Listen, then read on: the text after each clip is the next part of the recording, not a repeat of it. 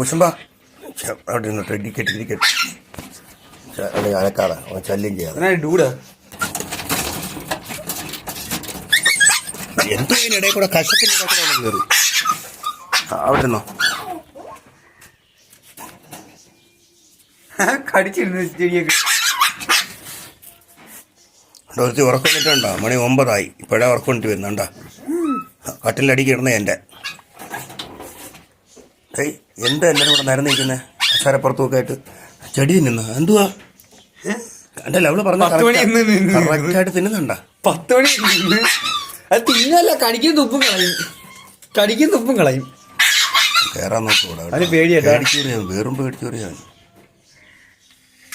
വേണ്ട അങ്ങനെ.